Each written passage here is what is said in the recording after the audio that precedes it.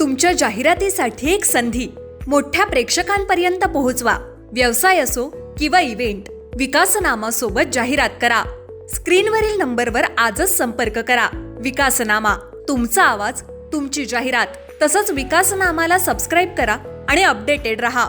नमस्कार, मी विकास Mirgane. विकासनामा digital platform मध्ये आपलं सर्वांचं चर्चा करतोय. कर्जत मतदारसंघामध्ये अखेर कर्जत बैलगाड्या संघटनेच्या अध्यक्षपदी जे आहेत राष्ट्रवादी काँग्रेसचे नेते, जिल्हा परिषद पंचायत समिती सदस्य भगवान चंचे यांची नियुक्ती कर्जत बैलगाड्या संघटनेच्या अध्यक्षपदी झालेले. यादी नारायण डामसे बैलगाड्या संघटनेचे अध्यक्ष होते, ते सभापती झाल्यामुळे त्यांनी राजीनामा देऊन पुन्हा एकदा भगवान चंचेंची नियुक्ती झालेली आहे. त्यामुळे बैलगाड्या संघटना कर्जतमध्ये महत्वाच्या आहेत, महत्वाची भूमिका बजावली जाते. कुठल्या शर्यती घ्यायच्या, केव्हा घ्यायचं, त्याचा नियंत्रण, त्याच्या कुठल्यांना बोलवायचं, काय बक्षीस ठेवायचं, कुठलं मैदान निवडायचं, कुठे जायचं, हे सगळं नियोजन कर्जत बैलगाड्या संघटनेचं असतं. याच्यामध्ये या संघटनेमध्ये सगळ्याच राजकीय पक्षांचे नेते पदाधिकारी काम करताना दिसून येत आहे. त्यामुळे कर्जत बैलगाड्या संघटनेच्या अध्यक्षपदी असलेले भगवान चंचे हे प्रेमळ आहेत.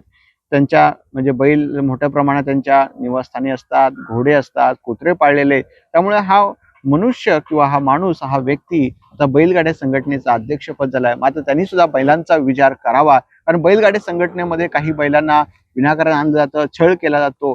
याचं सुद्धा बैलगाड्या संघटनेने कुठं आत्मपरीक्षण केलं गेलं पाहिजे. शेवटी रस्त्यावर जातात तो सुद्धा मनुष्य, तो सुद्धा प्राणी आहे.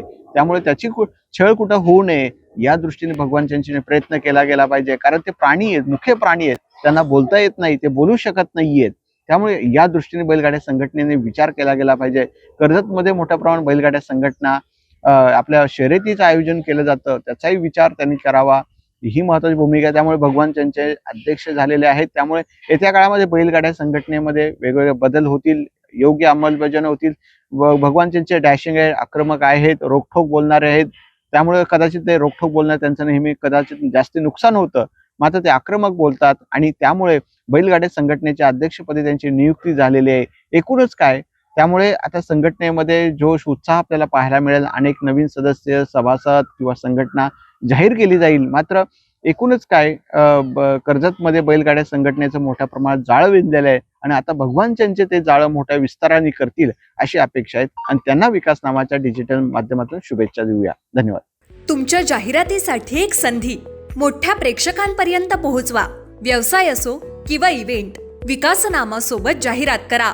स्क्रीनवरील नंबरवर आजच संपर्क करा. विकासनामा, तुमचा आवाज, तुमची जाहिरात.